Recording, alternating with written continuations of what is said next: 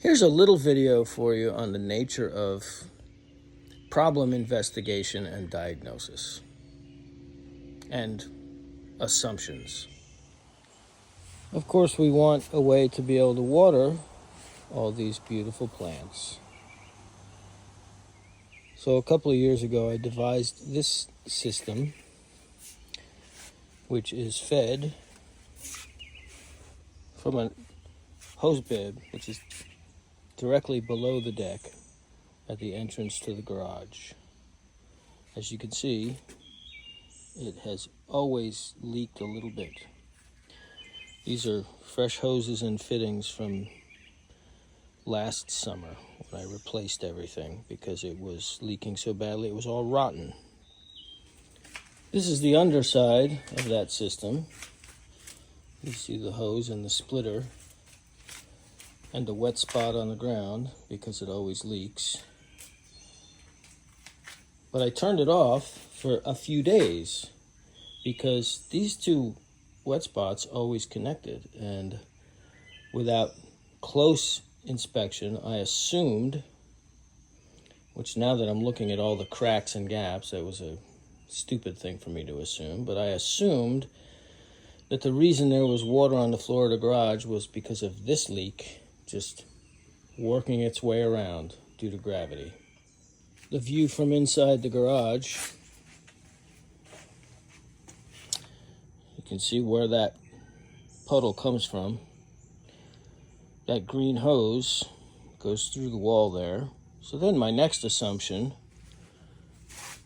was, well, it must be the dehumidifier discharge hose that's leaking, and that's what that green garden hose is, because this has always been a problem.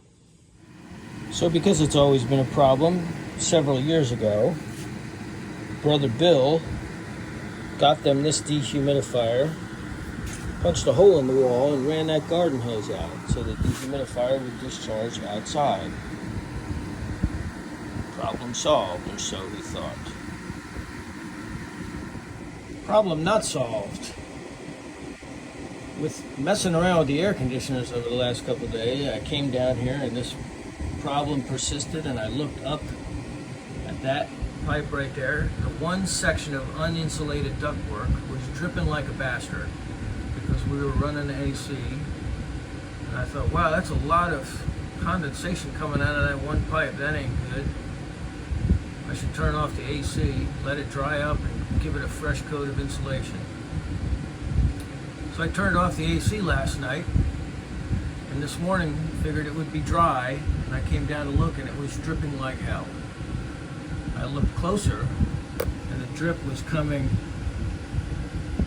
from where that yellow thing is. Turns out there's a pinhole leak in this small refrigerator water supply line. Who knows how long it's been leaking. It's connected into a copper half-inch supply line with one of those clamp down connectors, conveniently placed directly above a plumbing drain.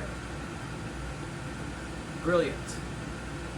The line runs 20 feet or so across the room,